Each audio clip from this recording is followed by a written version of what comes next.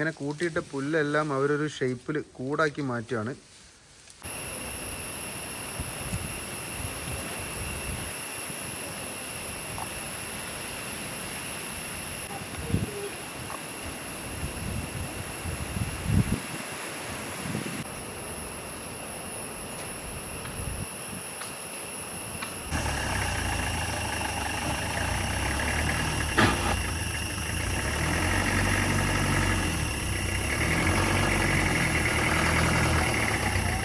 Hi, ഇപ്രാവശ്യത്തെ യാത്ര Parambikulam tiger റിസർവിനകത്തേക്കാണ്. മറ്റൊരു സ്റ്റേറ്റിൻ്റെ പെർമിഷനോട് കൂടി കയറാൻ സാധിക്കുന്ന കേരളത്തിലെ ഒരേ ഒരു വന്യജീവി സങ്കേതമാണ് പറമ്പിക്കുളം വന്യജീവി സങ്കേതം. പറമ്പിക്കുളം പാലക്കാട് ജില്ലയിലാണെങ്കിലും തമിഴ്നാട് ഫോറസ്റ്റ് ഡിപ്പാർട്ട്മെൻറ്റിൻ്റെ പെർമിഷൻ ഉണ്ടെങ്കിൽ മാത്രമേ നമുക്ക് പറമ്പിക്കുളം ടൈഗർ റിസർവിനകത്തേക്ക് കടക്കാൻ വേണ്ടി സാധിക്കുകയുള്ളൂ.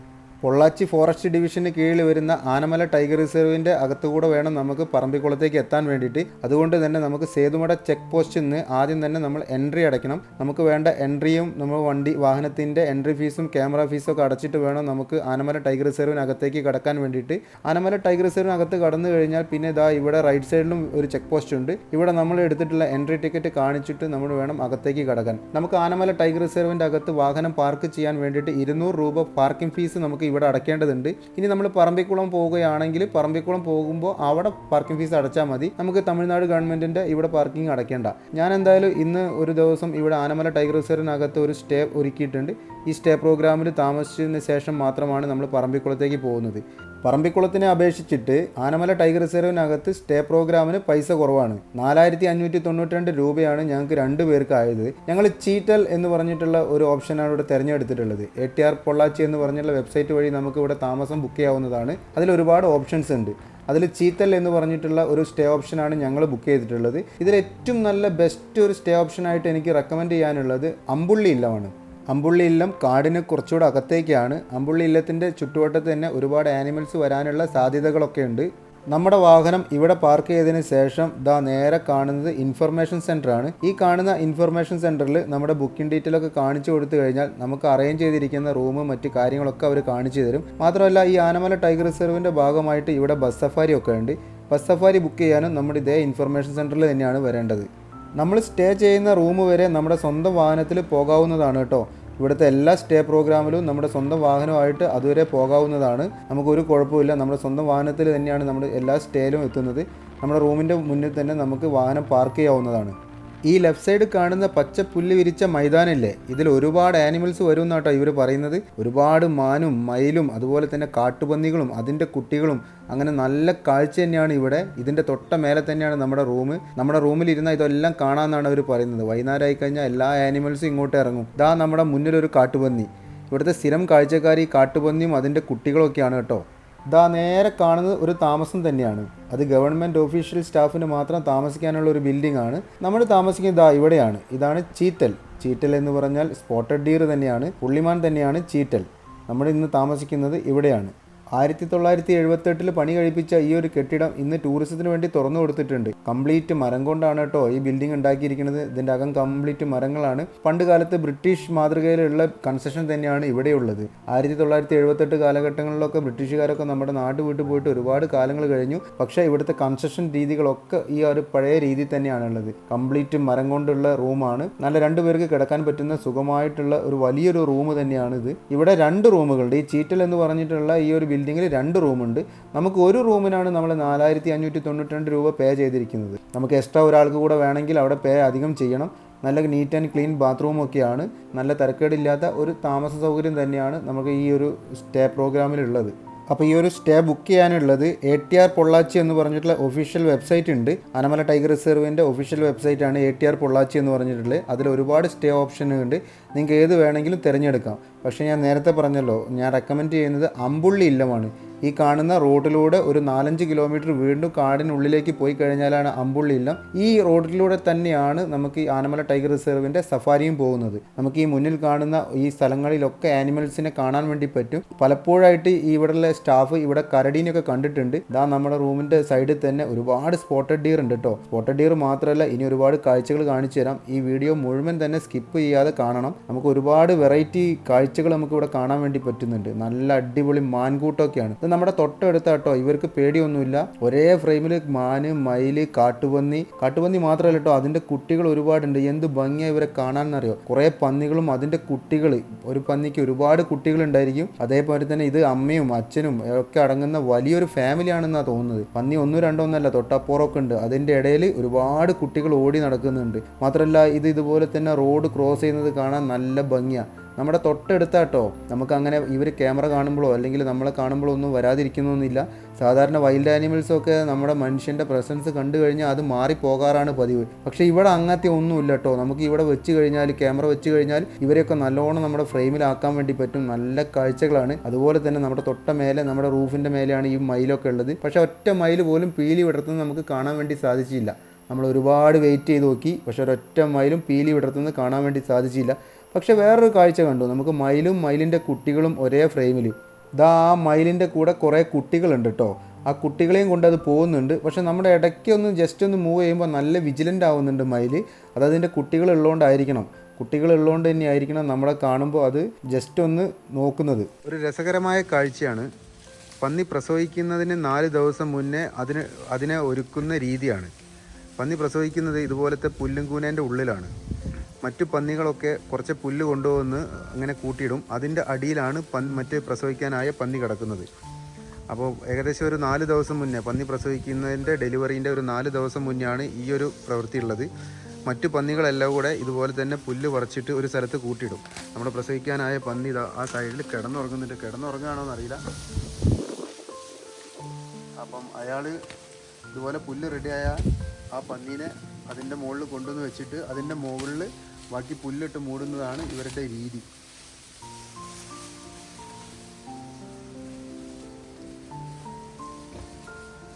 അവനാണ് പ്രസവിക്കാനായതാണ്. അവനല്ല, അവളാണ് പ്രസവിക്കാനായ ഒരു പന്നിയാണ്. ഈ പന്നീൻ്റെ ഡെലിവറിക്ക് വേണ്ടിയിട്ടാണ് ഇവർ ഒരു ബെഡ് മാതിരിയാണ് ഇവർ ഒരുക്കുന്നത്. ഈ പുല്ലെല്ലാം കൂട്ടിയിട്ട് അതിൻ്റെ മുകളിൽ പന്നി കിടക്കും. അതിൻ്റെ മുകളിൽ വീണ്ടും ഇവർ പുല്ലെല്ലാം വീണ്ടും വാരിയിടും. അങ്ങനെ ഒരു 4 ദിവസം കഴിയുമ്പോൾ ആ പന്നി പ്രസവിക്കും. അപ്പോൾ അതിന് വേണ്ടിയിട്ടുള്ള പ്രോസസ്സാണ് ഈ കാണുന്നത്.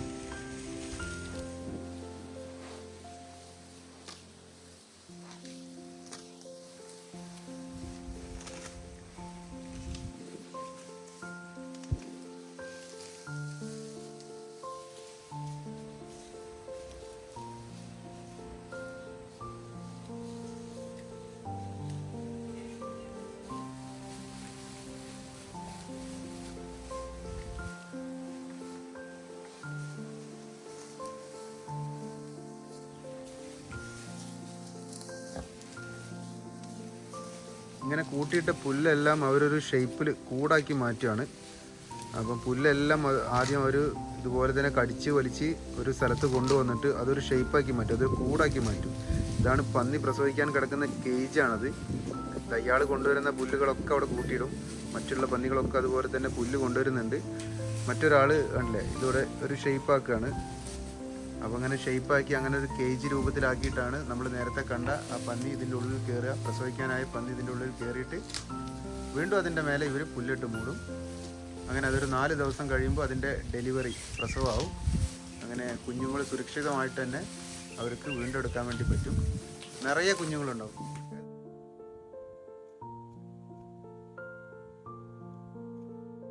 അങ്ങനെ നമ്മൾ ആനമല ടൈഗർ റിസർവിനകത്തുള്ള താമസമൊക്കെ കഴിഞ്ഞ് ഇനി പറമ്പിക്കുളത്തേക്ക് പോവാണ് കേട്ടോ. ഏകദേശം 2 കിലോമീറ്റർ പോയി കഴിഞ്ഞാൽ ഇതുപോലെ തന്നെ പറമ്പിക്കുളത്തിൻ്റെ ഇൻഫർമേഷൻ സെൻറ്ററും ഒരു ചെക്ക് പോസ്റ്റും ഉണ്ട്. ഇവിടെ നമ്മുടെ വണ്ടിക്കുള്ള എൻട്രി ഫീസ്, അതുപോലെ തന്നെ ഓരോരുത്തർക്കുള്ള എൻട്രി ഫീസും അടച്ചിട്ട് വേണം നമ്മൾ പറമ്പിക്കുളത്തേക്ക് പോകാൻ. ഈ ഇൻഫർമേഷൻ സെൻറ്ററിൽ നിന്നും ഏകദേശം നമുക്ക് 2 കിലോമീറ്റർ ദൂരമുണ്ട് പറമ്പിക്കുളം ഇൻഫർമേഷൻ സെൻറ്ററിൽ. അവിടെ വെച്ചിട്ടാണ് നമ്മുടെ ബസ് സഫാരി, റൂം, അങ്ങനത്തെ കാര്യങ്ങളൊക്കെ ബുക്ക് ചെയ്യേണ്ടത്. അപ്പോൾ നമുക്ക് ഇവിടെ ഈ ഒരു പാർക്കിങ്ങിൽ നമുക്ക് വാഹനം പാർക്ക് ചെയ്യാവുന്നതാണ്. നേരെ കാണുന്നതാണ് ഇവിടുത്തെ ഇൻഫർമേഷൻ സെൻറ്റർ. ഈ ഇൻഫർമേഷൻ സെൻറ്ററിൽ നമ്മൾ വാഹനത്തിന് 50 രൂപ അടയ്ക്കണം.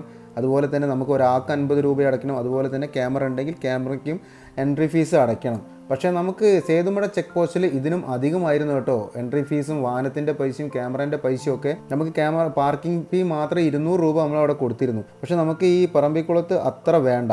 അപ്പോൾ പറമ്പിക്കുളം ഇൻഫർമേഷൻ സെൻറ്ററിൽ നമ്മൾ പൈസ അടച്ചു കഴിഞ്ഞാൽ 2 കിലോമീറ്റർ കഴിഞ്ഞ് നമുക്ക് പറമ്പിക്കുളത്തിൽ സഫാരി ഇൻഫർമേഷൻ സെൻറ്ററുകളെത്തും. അവിടെ നിന്നാണ് ബാക്കി എല്ലാ പ്രോഗ്രാമുകളും നമ്മൾ എടുക്കുന്നത്.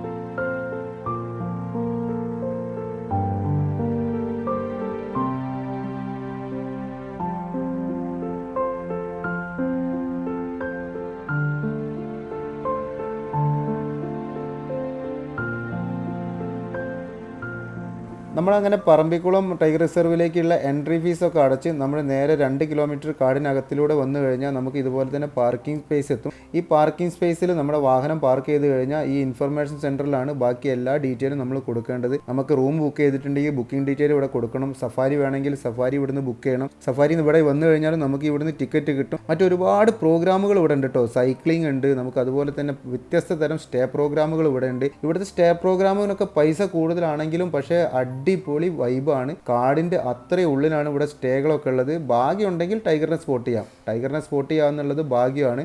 ഈ കാണുന്ന ബസ്സിലാണ് സഫാരി പോകുന്നത് കേട്ടോ. ഇതാണ് സഫാരി വെഹിക്കിൾ. ഏകദേശം 29 കിലോമീറ്ററാണ് ഇവിടുന്ന് സഫാരിക്ക് ദൈർഘ്യമുള്ളത്. പറമ്പിക്കുളം ഡാം വരെയാണ് സഫാരി പോവുക. അതിനിടയ്ക്ക് നമുക്ക് കന്നിമര തേക്ക് ഉണ്ട്, അതുപോലെ തന്നെ ആലിയാർ ഡാം ഉണ്ട്. ഇത്രയും നമ്മുടെ സഫാരിയിൽ കാണാൻ വേണ്ടി പറ്റും. പിന്നെ ഈ സഫാരി പാത്തിൽ ഒരുപാട് മൃഗങ്ങളെ കാണാൻ പറ്റും, പ്രത്യേകിച്ച് ആന. ഭാഗ്യമുണ്ടെങ്കിൽ ടൈഗറിനെ സ്പോട്ട് ചെയ്യാൻ പറ്റും. ഞങ്ങൾ ഈ സഫാരിയിൽ ഒരുപാട് ആനനെ കണ്ടു കേട്ടോ. നമ്മുടെ തൊട്ടടുത്ത് തന്നെ ഒരുപാട് ആനക്കൂട്ടമുണ്ട്. പിന്നെ നമ്മൾ ബുക്ക് ചെയ്തിരിക്കുന്ന ഇവിടുത്തെ റൂം എന്ന് പറയുന്നത് ടൈഗർ ഹാളാണ്. ടൈഗർ ഹാൾ എന്ന് പറഞ്ഞാൽ പറമ്പിക്കുളത്തുള്ള ഡോർമെട്രി റൂമാണ് ടൈഗർ ഹാൾ. പറമ്പിക്കുളം കാടിൻ്റെ ഉള്ളിലൂടെ 29 കിലോമീറ്റർ പോയി കഴിഞ്ഞാൽ ടൈഗർ ഹാളിലെത്താം. നമ്മൾ അവിടെയാണ് നമ്മുടെ താമസം. അപ്പോൾ നമുക്ക് നമ്മുടെ സ്വന്തം വാഹനമായിട്ട് തന്നെ ഇതിൻ്റെ ഉള്ളിലൂടെ നമുക്ക് പോകാൻ വേണ്ടി പറ്റും. പക്ഷേ അവിടുന്ന് ഒരു ഗൈഡ് നമ്മുടെ കൂടെ വരും. നമ്മുടെ വാഹനത്തിൽ ഒരു ഗൈഡ് ഉണ്ടാവും. അപ്പോൾ നമ്മുടെ സ്വന്തം വാഹനത്തിൽ തന്നെ നമുക്ക് ഇതിലൂടെ സഫാരി നടത്താൻ വേണ്ടി പറ്റും.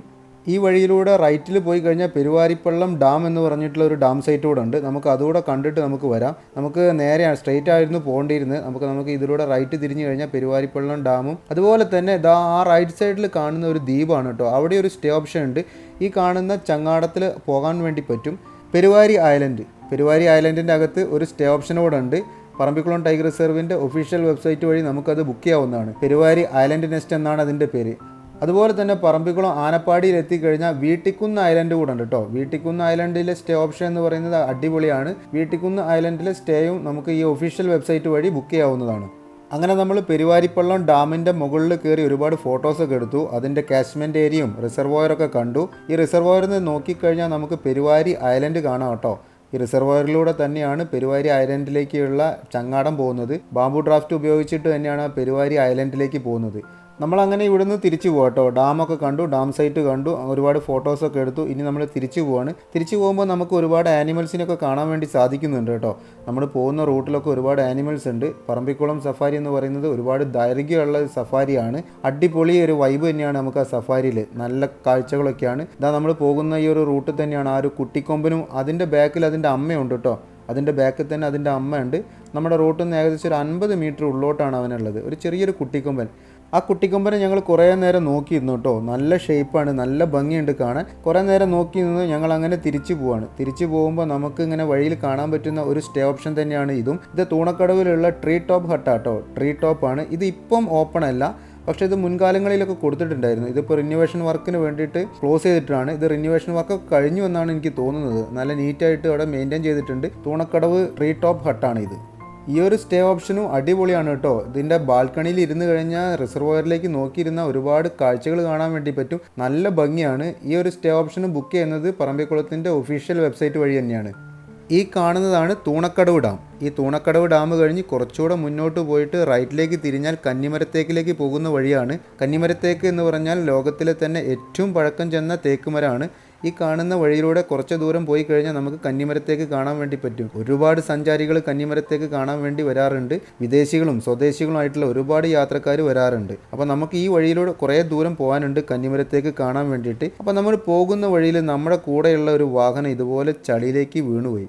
കന്നിമരത്തേക്കിലേക്ക് പോകുന്ന വഴിയിൽ 2 സൈഡിലും ഡ്രെയിനേജാണ്. നമ്മുടെ വാഹനം ഡ്രെയിനേജിലേക്ക് ഒന്ന് സ്കിഡായിപ്പോയി. പിന്നെ അത് കയറി വരാൻ ഭയങ്കര ബുദ്ധിമുട്ടാണ്. ഇതുപോലത്തെ ട്രാവലറൊക്കെ ചളിയിലേക്ക് താന്നു പോയി കഴിഞ്ഞാൽ വീണ്ടും കയറി വരാൻ നല്ല ബുദ്ധിമുട്ടാണ്. അപ്പോൾ നമ്മൾ എന്ത് ചോദിച്ചാൽ തൂണക്കടവുള്ള ഒരു ഫോറസ്റ്റ് സ്റ്റേഷനിൽ പോയിട്ട് ഒരു കയറ് സംഘടിപ്പിച്ചിട്ട് നമ്മുടെ ജീപ്പിൻ്റെ ബാക്കിൽ കെട്ടി വലിക്കാനുള്ള പരിപാടിയാണ്. സാധാരണ നമ്മുടെ ജീപ്പാണ് എല്ലായിടത്തുനിന്നും കേടാവല്. ഇത്തവണ നമ്മളെ കൂടെ വന്ന മറ്റൊരു വാഹനം കേടായി. അപ്പോൾ നമ്മുടെ ഇതുപോലെ തന്നെ ഓഫ് റോഡ് കേപ്പബിലിറ്റി ഉള്ള ഈ ഒരു വാഹനമൊക്കെ ഉള്ളപ്പോൾ ഉള്ള ഒരു സൗകര്യം, വലിയൊരു സുഖം ഇപ്പോഴാണ് നമ്മൾ കൃത്യമായിട്ട് മനസ്സിലാക്കുന്നത്. ഇതുപോലെ വഴിയിലൊക്കെ കുടുങ്ങി കിടക്കുമ്പോൾ നമുക്ക് ഈസി ആയിട്ട് അതിനെ റിക്കവർ ചെയ്തെടുക്കാൻ വേണ്ടി പറ്റും. ഇനി മറ്റൊരു റിക്കവറി വാഹനം പറമ്പിക്കുളത്ത് നിന്ന് വരണമെന്നുണ്ടെങ്കിൽ ഏകദേശം 15 കിലോമീറ്ററിലധികം ദൂരമുണ്ട് ഇങ്ങോട്ട്. അതുകൊണ്ട് തന്നെ നമ്മൾ അതിന് വെയിറ്റ് ചെയ്യാതെ നമ്മുടെ വാഹനത്തിൻ്റെ ബാക്കിൽ, നമ്മുടെ ജീപ്പിൻ്റെ ബാക്കിൽ ഇതിനെ കെട്ടിവലിക്കാനുള്ള പരിപാടിയിലാണ്. ഒരു ടൈഗർ റിസർവിനകത്ത് വൈകുന്നേര സമയങ്ങളിൽ സഫാരി നടത്തി ഒരു വാഹനം ഇതുപോലെ പെട്ടുപോയി കഴിഞ്ഞാൽ അതിലെ ഡ്രൈവറെ സംബന്ധിച്ചിടത്തോളം, അതിലെ യാത്രക്കാരെ സംബന്ധിച്ചിടത്തോളം ഭയാനകരം തന്നെയാണ്. ഒരു ടൈഗർ റിസർവ് എന്ന് പറയുമ്പോൾ എല്ലാതരം വൈൽഡ് ആനിമൽസും ഉണ്ടായിരിക്കും. ആന ഉണ്ടായിരിക്കും, കരടി ഉണ്ടായിരിക്കും, ലെപ്പേർഡ് ഉണ്ടായിരിക്കും, ടൈഗർ ഉണ്ടായിരിക്കും. അങ്ങനത്തെയുള്ള ഒരു കാടിൽ ഇതുപോലെ വൈകുന്നേര സമയങ്ങളിൽ പെട്ടുപോയി കഴിഞ്ഞാൽ ആ ഡ്രൈവറെയും ആ യാത്രക്കാരെ സംബന്ധിച്ചിടത്തോളം ഭയാനകരം തന്നെയാണ്. അങ്ങനെയുള്ള അവസരങ്ങളിൽ നമ്മുടെ ഇതുപോലെ തന്നെ ഒരു ഓഫ് റോഡ് ജീപ്പ് ഉള്ളത് വളരെയധികം ഉപയോഗമാണ്. കഴിഞ്ഞ 2018-19 കാലങ്ങളിലെ പ്രളയങ്ങളിലൊക്കെ നല്ലോണം വർക്ക് ചെയ്തിട്ടുള്ള ഒരു മെഷീനാണ് നമ്മുടെ ഈ ഒരു ജീപ്പ്.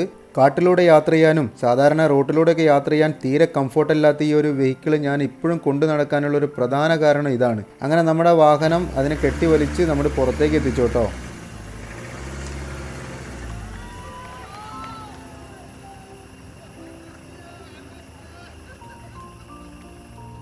അങ്ങനെ നമ്മുടെ യാത്ര വീണ്ടും തുടർന്നുകൊണ്ട് പോവാണ് കേട്ടോ. നമ്മുടെ വാഹനം കേടായതുകൊണ്ട് തന്നെ നമ്മൾ കുറച്ച് നേരം വൈകി. 6 മണി കഴിഞ്ഞാൽ ടൈഗർ റിസർവിനകത്തേക്ക് പ്രവേശനമില്ല. നമ്മുടെ കൂടെ ഫോറസ്റ്റ് ഗാർഡൊക്കെ ഉള്ളതുകൊണ്ട് തന്നെ നമുക്ക് സേഫായിട്ട് പോയി വരാൻ വേണ്ടിയിട്ട് എല്ലാ സംവിധാനവും അവർ ചെയ്തു തന്നിട്ടുണ്ട്. നമ്മുടെ നേരെ മുന്നിൽ കാണുന്നതാണ് കന്നിമരത്തേക്ക്. ഏകദേശം 460 വർഷത്തിലധികം പഴക്കമുള്ള 40 മീറ്റർ ഉയരമുള്ള ലോകത്തിൽ തന്നെ ഏറ്റവും പഴക്കം ചെന്ന തേക്കുമരമാണ് ഈ കാണുന്നത്. ഞാൻ നേരത്തെ പറഞ്ഞില്ലേ, സ്വദേശികളായിട്ടും വിദേശികളായിട്ടും ഒരുപാട് സഞ്ചാരികൾ ഈ തേക്ക് കാണാൻ മാത്രമായിട്ട് ഈ പറമ്പിക്കുളം ടൈഗർ റിസർവിനകത്തേക്ക് വരുന്നുണ്ട്. 1995 കാലഘട്ടങ്ങളിൽ ഗവൺമെൻറ് ഓഫ് ഇന്ത്യയുടെ മഹാവൃക്ഷ പുരസ്കാരം നേടിത്തന്ന ഈ ഒരു തേക്കുമരമാണ് ഈ ഒരു കന്നിമരത്തേക്ക്. ലോകത്തിലെ തന്നെ ഏറ്റവും വലിയ തേക്കാണ് ഈ ഒരു കന്നിമരത്തേക്ക്.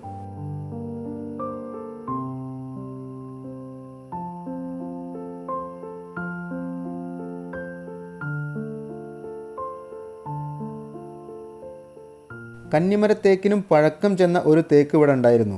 പണ്ട് ബ്രിട്ടീഷുകാരുടെ കാലത്ത് മുറിച്ചു മാറ്റിക്കഴിഞ്ഞ തേക്കിൻ്റെ അടിഭാഗമാണ് ഈ കാണുന്നത്. ഈ മുറിച്ചു മാറ്റിയ തേക്കിൻ്റെ വാർഷിക വളയം അനുസരിച്ചിട്ടാണ് ഇപ്പോഴത്തെ തേക്കിൻ്റെ പ്രായം അവർ കണക്കാക്കുന്നത്. ഏകദേശം 460 വർഷം പഴക്കം എന്ന് പറയുന്നത് ഈ മുറിച്ചിട്ടുള്ള തേക്കിൻ്റെ വാർഷിക വളയം അനുസരിച്ചിട്ടാണ് അവർ കണക്കാക്കിയിരിക്കുന്നത്. കന്നിമരത്തേക്കൊന്നും തിരിച്ചു പോകുമ്പോൾ കണ്ടതാണ് ഈ ഒരു കാട്ടിയുടെ കൂട്ടത്തെ. കുറേ അധികം ഉണ്ട് കേട്ടോ. അതിൽ മെയിലും ഫീമെയിലും കുട്ടികളൊക്കെ ഉണ്ട്. കുറച്ചധികം ദൂരമാണ്. അതിൻ്റെ ഇടയ്ക്ക് ഒരു ചെറിയൊരു പുഴ ഒഴുകുന്നുണ്ട്. അതിൻ്റെ തൊട്ടപ്പുറമാണ് ഇവരുള്ളത്.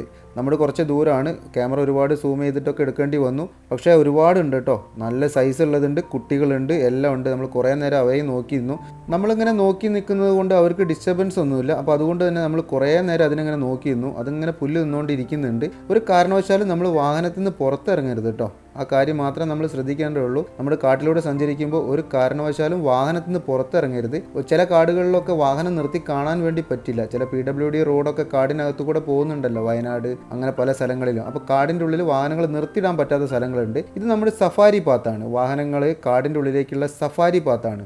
അപ്പോൾ ഇവിടെ നമുക്ക് വാഹനങ്ങൾ നിർത്തിയിട്ട് കാണാൻ വേണ്ടി പറ്റും. സ്ലോ ആക്കാം, വാഹനങ്ങൾ നിർത്താം, അങ്ങനെ കാണാൻ വേണ്ടി പറ്റും. നമ്മൾ പോകുന്ന വഴി തന്നെ അടുത്ത ആനക്കൂട്ടാട്ടോ. ഒരുപാട് ആനകളുണ്ട്. ആനകളെന്ന് പറയുമ്പോൾ കൊമ്പൻ അതിലില്ല, പക്ഷേ പിടിയാനകളും അതിൻ്റെ ചെറിയ കുട്ടികളുണ്ട്. ചെറിയ കുട്ടികളുള്ള ആന ഡേഞ്ചർ ആണെന്നാണ് പറയുക. പക്ഷേ നമ്മുടെ ഈ കാണുന്ന തൊട്ടടുത്താട്ടോ, നമ്മുടെ റോഡാണ് കാണുന്നത്. റോഡിൻ്റെ തൊട്ടടുത്താണ് ഈ ഒരു ആനക്കൂട്ടുള്ളത്. നമ്മൾ അവിടെ വണ്ടി ഒരു കാരണവശാലും വണ്ടി ഓഫാക്കരുത്. നമ്മുടെ വാഹനം ഓഫാക്കാനേ പാടില്ല. നമ്മൾ വളരെ സൈലൻ്റായിട്ട് നമുക്ക് അതിനെ ഷൂട്ട് ചെയ്യാൻ വേണ്ടി പറ്റും. നമ്മുടെ ക്യാമറയിലാക്കാൻ പറ്റും. നമുക്ക് നോക്കിയിരിക്കാൻ പറ്റും. അത് കുട്ടികളുള്ള ആനക്കൂട്ടാട്ടോ. അതെപ്പം വേണമെങ്കിലും നമ്മുടെ നേരെ ചാർജ് ചെയ്യാം. അപ്പോൾ നമ്മുടെ അതിന് കണക്കാക്കിയിട്ട് നമ്മുടെ വാഹനം ഒരു സേഫ് ഡിസ്റ്റൻസിൽ വേണ്ടി വെക്കണം.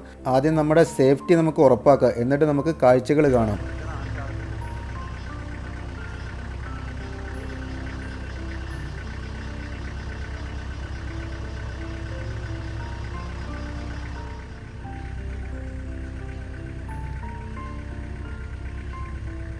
നമ്മൾ ഇത്ര നേരം അതിനെ നോക്കി നിന്നപ്പോഴേ അവർക്ക് ഡിസ്റ്റർബ് ആയി എന്നുള്ളത് തോന്നുന്നുണ്ട്. അതാണ് എല്ലാവരും ഒരുമിച്ച് കയറി പോകുന്നത്. മാത്രമല്ല, നേരത്തെ പറഞ്ഞല്ലോ, അവരുടെ കൂടെ ഒരുപാട് കുട്ടികളുണ്ട്, ചെറിയ ആനക്കുട്ടികളുണ്ട്. അപ്പോൾ അതിൻ്റെ സേഫ്റ്റിയാണ് അവർ ആദ്യം നോക്കുന്നത്. ആനയ്ക്ക് പ്രത്യേകിച്ച് അങ്ങനെ ഒരു പ്രത്യേകത ഉണ്ട്. അതിൻ്റെ കുട്ടികൾ അത് നല്ലോണം കെയർ ചെയ്യും. അങ്ങനെ പറമ്പിക്കുളം ഫോറസ്റ്റിലൂടെയുള്ള സഫാരിയൊക്കെ കഴിഞ്ഞ് ഒരുപാട് ആനിമൽസിനെയൊക്കെ കണ്ട് നമ്മൾ പറമ്പിക്കുളം ആനപ്പാടിയിലുള്ള ടൈഗർ ഹാൾ എന്നറിയപ്പെടുന്ന ഡോർമെട്രിയിൽ എത്തി കേട്ടോ. ഡോർമെട്രിയിലാണ് നമ്മുടെ താമസം.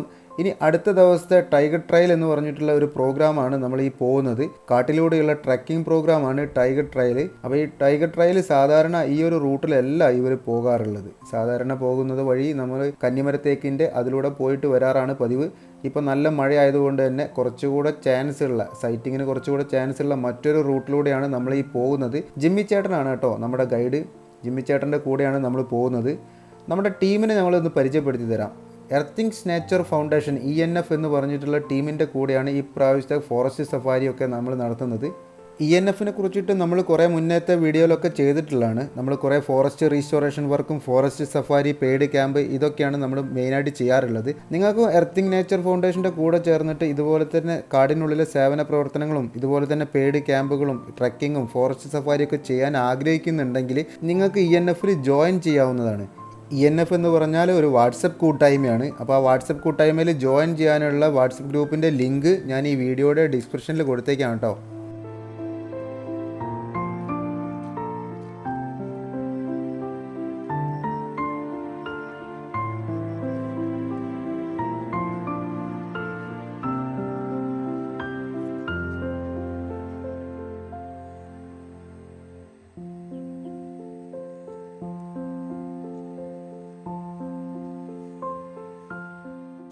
ഭാഗമായിരുന്നു സ്ഥലം. അപ്പോൾ ഡാം പണി തുടങ്ങി 62-ൽ പണി തീർന്നു. അതിൻ്റെ ഇടയിൽ 56-ൽ കേരള സ്റ്റേറ്റ് രൂപം കൊണ്ടൊക്കെ പാട്ടക്കരാർ ഇതിൽ 30 വർഷത്തേക്ക് അതിങ്ങനെ തിരുത്തിക്കൊണ്ടേയിരിക്കുകയാണ്. അപ്പോൾ ഇതിലേക്ക് വെള്ളം വരുന്നത് ചോളയാർ, അപ്പർ ചോളയാർ. അതിലേക്ക് നീരാർ, അപ്പർ ചോളയാർ തുറന്ന ലോവർ ചോളയാർ ചേർന്നു. പിന്നെ അങ്ങനെ താഴേക്ക് വന്ന് ആതിരപ്പള്ളി വാഴച്ചാൽ പുളിയിലപ്പാറ വഴി അങ്ങനെ താഴേക്ക് ചാലക്കുടി കുഴച്ച് ഇടമലയാറിലേക്ക് പോകുന്ന വെള്ളമുണ്ട്.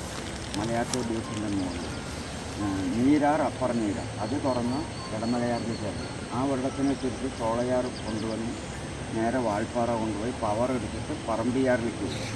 ആ പറമ്പിയാറാണ് ഈ ഡാം. ഇവിടെ പറമ്പിക്ക് കൊണ്ടാണ്. ഇവിടുന്ന് കണലാണ്. ഇവിടെ ഒരു വലിയ കിണറാണ്. ആ ലാസ്റ്റ് അവിടുന്ന് ഒരു കനാൽ വരും. ആ കനാൽ കൊണ്ടുവന്ന് ഈ കിണറിൽ ഇറക്കിയിട്ട് ഇതിൻ്റെ അടിയിൽ കൂടെ അപ്പുറത്തെ ഡാമിലേക്ക് പോകും. അവിടുന്ന് പെരുവാരിപ്പള്ളം സ്റ്റോറേജ് ഡാം. പിന്നെ ഓഫീസിൻ്റെ അവിടുന്ന് 7.5 കിലോമീറ്റർ ടണലും 4 കിലോമീറ്റർ കനാലും. അവിടെ പോയി പവർ എടുത്തിട്ട് അലിയാർ സർക്കാർ വഴിയിൽ പവർ എടുത്തിട്ട് അലിയാർ ഡാം, തിരുമൂർത്തി ഡാം. അവിടുന്ന് കേരളത്തിലേക്ക് മൂലത്തറ ഡാം, കമ്പാലത്തറ അങ്ങനെ 2 വരും. ഇപ്പോൾ മൂലത്തറ ഡാമിലേക്ക് ഇപ്പോൾ ഫുള്ളാക്കിയിട്ട് മീങ്കര ഡാം, ചുള്ളിയാർ ഡാമിലേക്കൊക്കെ കണക്ട് ചെയ്തിട്ടുള്ള വലിയ പ്രൊജക്റ്റാണ്. കേരളത്തിന് 7.25 TMC വെള്ളമാണ്. അത് 2 TMC കൊടുക്കുന്നുണ്ട്. അതാണ് ഇൻഡസ്ട്രീറ്റ് പ്രോബ്ലം. പറമ്പിക്കുളം ഇത് കേരളത്തിലെ ഏറ്റവും വലിയ റിസർവയറാണ്. വലുത് പറഞ്ഞ 3ാമത്തെ, 2ാമത്തെ ഇടമലയാറും, ഫസ്റ്റ് ഇടുക്കി സ്റ്റോറേജ്. ഡാമിൻ്റെ കെട്ടല്ല, ഡാമല്ല, സ്റ്റോറേജ് വലിപ്പം ഇങ്ങനെ പറഞ്ഞു വെക്കുന്നത്. മുല്ലപ്പെരിയാർ പോലെ കരാറാണ്. ഇത് നല്ല ഏരിയയാണ്. നല്ല നാച്ചുറൽ ഫോറസ്റ്റാണ്. അനിമൽസ് സമ്മർ സീസണിൽ ഓണമൊക്കെ നവംബർ ഡിസംബർ കഴിഞ്ഞാൽ നല്ല മീൻ വരും. ഇങ്ങോട്ട് ആരും വരുമില്ല. അവിടെ ഗേറ്റ് പൂട്ടി. നമ്മൾ ആനയെ കണ്ടില്ല, അവിടെ ഗേറ്റ് പൂട്ടിയില്ല. പിന്നെ ആ വരുന്ന വഴി അങ്ങനെ തിരിച്ചപ്പുറത്താണ് അങ്ങോട്ട് തന്നെ. അത് ഈ റിസോർട്ടിൽ താമസിക്കുന്നവർ കൂടുതൽ ദൂരമൊന്നുമില്ല. ഇപ്പോൾ വരുന്നേ ഇല്ല. ഇപ്പോൾ ആ മഞ്ഞപ്പൂട് വരെ വന്ന് അങ്ങനെ നടത്തുന്നത്. ജിമ്മി ചേട്ടൻ പറഞ്ഞു തന്നത് നമുക്ക് ഇവിടുത്തെ ഡാം അതിൻ്റെ ഡീറ്റെയിൽസൊക്കെയാണ് കേട്ടോ. അതിൻ്റെ റിസർവോയർ, അതിൻ്റെ കാച്ച്മെൻറ്റ് ഏരിയ, അതിൻ്റെ എത്രത്തോളം അതിൻ്റെ വ്യാപ്തി ഉണ്ട്, അതെവിടേക്കാണ് ഒഴുകുന്നത്, അതിൻ്റെ ലൈന് റൂട്ടുകളൊക്കെയാണ് പറഞ്ഞു തന്നത്. നമ്മൾ പോകുന്ന വഴിയിൽ വീണ്ടും നമുക്ക് കുറച്ച് ആനകളെ കണ്ടു കേട്ടോ. 3 കൊമ്പന്മാരാണ്. 3 കൊമ്പന്മാരും അതിൽ കുട്ടിക്കൊമ്പനാണെന്നാണ് തോന്നുന്നത്. 3 കൊമ്പൻ സാധാരണ ഇങ്ങനെ മെച്ചോർഡായത് ഇങ്ങനെ നടക്കാറില്ല. 3 കുട്ടിക്കൊമ്പനാണ്. നമ്മുടെ കുറച്ചൊരു 50 മീറ്റർ ഗ്യാപ്പിലാണ് ഇത് നിൽക്കുന്നത്. നമ്മളെല്ലാവരും അതിന് നല്ല രീതിയിൽ ഫോട്ടോസൊക്കെ എടുത്തു കേട്ടോ. നമ്മളെ ട്രക്കിംഗ് പാത്തിൻ്റെ റോഡിനോട് ചേർന്നിട്ട് തന്നെയാണ് ഈ ഒരു കാഴ്ച ഉള്ളത്. ഇത് പറമ്പിക്കുളം സിറ്റി എത്തിയിട്ടോ. പറമ്പിക്കുളം ആനപ്പാടി ജനവാസ മേഖലയാണ്. അതിൻ്റെ തൊട്ട ബാക്കിൽ തന്നെയാണ് ഈ ഒരു ആനക്കൂട്ടത്തിനെ കാണുന്നത്. ആളുകൾക്ക് വലിയ ബുദ്ധിമുട്ടൊന്നുമില്ല. ആളുകൾ അതിനെ നോക്കി നിൽക്കുന്നുണ്ട്. അവർ തന്നെയാണ് നമ്മളെ വിളിച്ചിട്ട് കാണിച്ചത്. ആന ഇങ്ങോട്ടേക്ക് ജനവാസ മേഖലയിലാണെങ്കിൽ കൂടി ആളുകളെ വീടുകളോ കടകളോ ഒന്നും തകർക്കുന്നില്ല.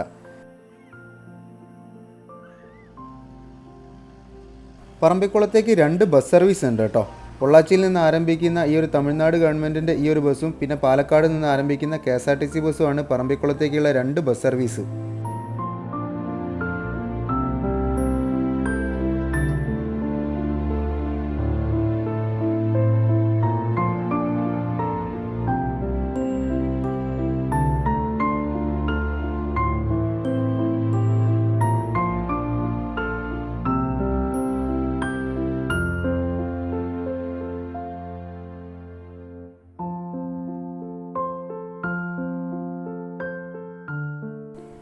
അങ്ങനെ നമ്മളെ പറമ്പിക്കുളത്തുള്ള ട്രെക്കിംഗ് പ്രോഗ്രാമൊക്കെ കഴിഞ്ഞു. ഇനി അടുത്ത പരിപാടി ഈ പറമ്പിക്കുളത്തുള്ള ഡാമിൻ്റെ റിസർവോയറിലൂടെയുള്ള ഒരു ചങ്ങാടത്തിലൊരു സഫാരി ആട്ടോ. ബാംബു ഡ്രാഫ്റ്റിംഗ് എന്ന് പറഞ്ഞിട്ടുള്ള ഈ ഒരു ചങ്ങാടത്തിലുള്ള സഫാരി 20 മിനിറ്റ് നേരമാണ് ദൈർഘ്യമുള്ളത്. 4 പേർക്ക് 500 രൂപയാണ് ഈ ബാംബു ഡ്രാഫ്റ്റ് പ്രോഗ്രാമിന് ചാർജ് ആവുന്നത്. 4 പേരാണെങ്കിലും ഒരാളാണെങ്കിലും നമ്മൾ 500 രൂപ മിനിമം അടയ്ക്കണം. ഇനി ഓരോ അധികം വരുന്ന ആൾക്കും 100 രൂപ വീതം അടയ്ക്കണം. 15 പേരാണ് മാക്സിമം ഈ ഒരു ചങ്ങാടത്തിൽ കയറി യാത്ര ചെയ്യാൻ പറ്റുന്നത്. അവരവിടുത്തെ കാട്ടിൽ നിന്ന് വെട്ടിക്കൊണ്ടുവന്നിട്ടുള്ള മുളനോണ്ട് ഉണ്ടാക്കിയതാണ് ഈ ചങ്ങാടം. 4 പേര് തുഴയാൻ പറ്റുന്ന ഈ ഒരു ചങ്ങാടത്തിൽ നേരത്തെ പറഞ്ഞ പോലെ 15 ആൾക്കേ മാക്സിമം കയറാൻ വേണ്ടി പറ്റുള്ളൂ. ചങ്ങാടം പുതിയ ചങ്ങാടമൊക്കെ ആകുമ്പോൾ മാക്സിമം 1500 കിലോ വരെ അവരതിൽ കയറ്റും. പക്ഷേ ചങ്ങാടം ഇതുപോലെ കുറേ പഴക്കം ചെന്ന് കഴിഞ്ഞാൽ അവർ മാക്സിമം വെയിറ്റ് 1000 കിലോയാക്കിയിട്ട് കുറയ്ക്കും. അതാണ് അവർ പറയുന്നത്. ഇപ്പോഴത്തെ ഈ ചങ്ങാടത്തിൽ 15 പേരെ മാക്സിമം അവർ കയറ്റുള്ളൂ. അത് ആളുകളുടെ വെയിറ്റും അതുപോലെ തന്നെ ആളുകൾ അനുസരിച്ചിട്ടാണ് അവർ എണ്ണം നിശ്ചയിക്കുന്നത്. 15 എന്നുള്ളത് ചിലപ്പോൾ 16 ആയിരിക്കും, ചിലപ്പോൾ അത് 14 ആയിരിക്കും. അപ്പം അത് അവരുടെ ആളുകളുടെ വലിപ്പവും ഭാരവും അനുസരിച്ചിട്ടാണ് ഇവരെ പറയുക.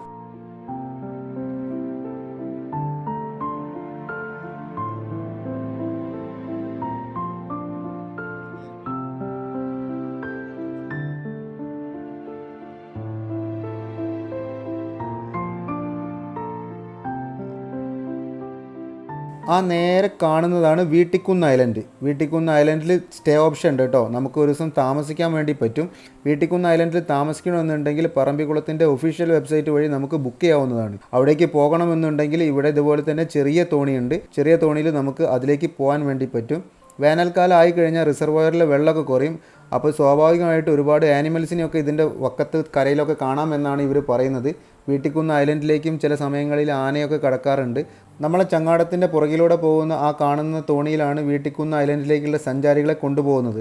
ഏതൊരു ഫോറസ്റ്റ് സഫാരിയും നമ്മൾക്ക് ഏറ്റവും അനുയോജ്യമായ സമയം എന്ന് പറയുന്നത് നവംബർ, ഡിസംബർ, ജനുവരി, ഫെബ്രുവരി മാസങ്ങളിലാണ്. അത്യാവശ്യം നല്ല സൈറ്റിങ്ങും അതുപോലെ തന്നെ നല്ല ക്ലൈമറ്റും ഉള്ള ഒരു യാത്രയായിരിക്കും നമ്മൾ ഈ നവംബർ, ഡിസംബർ, ജനുവരി, ഫെബ്രുവരി മാസങ്ങളിൽ.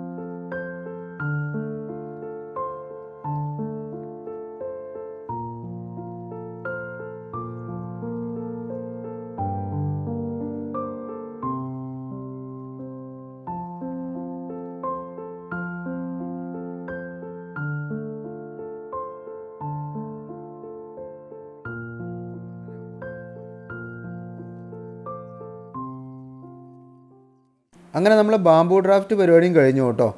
പറമ്പിക്കുളം റിസർവോയറിലൂടെയുള്ള ചങ്ങാടയാത്ര കഴിഞ്ഞു. ഇനി നമ്മൾ അടുത്ത പരിപാടി പറമ്പിക്കുളം ഡാം കാണാനാണ്. ഈ കാണുന്നതാണ് പറമ്പിക്കുളം ഡാം. ഈ യാത്രയിൽ നമ്മൾ 3 ഡാമുകൾ കണ്ടു കേട്ടോ. പെരുവാരിപ്പള്ളം ഡാം, തൂണക്കടവ് ഡാം, അവസാനം ദേ ഈ കാണുന്ന പറമ്പിക്കുളം ഡാമും കണ്ടു കേട്ടോ. അങ്ങനെ 3 ഡാമുകളും കണ്ടിട്ടുള്ള ഈ ഒരു പറമ്പിക്കുളം യാത്ര നമ്മളിവിടെ വൈൻഡപ്പ് ചെയ്യുകയാണ്. ഞാൻ നേരത്തെ പറഞ്ഞ പോലെ നിങ്ങൾക്കും ENFൽ ജോയിൻ ചെയ്ത് കഴിഞ്ഞാൽ ഞങ്ങളുടെ കൂടെ ഇതുപോലെ ഫോറസ്റ്റ് സഫാരിയും കാടിനുള്ളിലൂടെയുള്ള ഈ ഒരു ട്രക്കിങ്ങും അങ്ങനെ നിരവധി പ്രോഗ്രാമുകളിൽ ഞങ്ങളുടെ കൂടെ അറ്റൻഡ് ചെയ്യാൻ പറ്റും. മാത്രമല്ല കാടിൻ്റെ ഉള്ളിലുള്ള എന്തെങ്കിലും സേവനം ചെയ്യണം എന്ന് താല്പര്യമുള്ള ആളാണ് നിങ്ങളെങ്കിൽ ഞങ്ങളുടെ കൂടെ നിങ്ങൾക്ക് തീർച്ചയായിട്ടും നിങ്ങൾക്ക് ജോയിൻ ചെയ്യാവുന്നതാണ്. ഫോറസ്റ്റ് റീസ്റ്റോറേഷൻ വർക്കുകളൊക്കെ ഞങ്ങൾ നിരവധി തവണ ചെയ്യാറുണ്ട്. അപ്പോൾ നിങ്ങൾക്ക് ഫോറസ്റ്റ് ഡിപ്പാർട്ട്മെൻറ്റിൻ്റെ ആയിട്ട് സഹകരിച്ചിട്ടാണ് ഞങ്ങൾ ഈ ഒരു ഫോറസ്റ്റ് റീസ്റ്റോറേഷനും ഈ ക്യാമ്പുകളൊക്കെ സംഘടിപ്പിക്കൽ. നിങ്ങൾക്കും ഇങ്ങനെ ഒരു യാത്രയൊക്കെ താല്പര്യം ഉണ്ടെങ്കിൽ നിങ്ങൾക്ക് തീർച്ചയായിട്ടും ENFൻ്റെ കൂടെ ജോയിൻ ചെയ്യാവുന്നതാണ്. ENFൽ ജോയിൻ ചെയ്യാനുള്ള വാട്സപ്പ് ഗ്രൂപ്പിൻ്റെ ലിങ്ക് ഞാൻ വീഡിയോയുടെ ഡിസ്ക്രിപ്ഷനിൽ കൊടുത്തേക്കാം കേട്ടോ. ഇനി നമുക്ക് അടുത്ത വീഡിയോയിൽ കാണാം.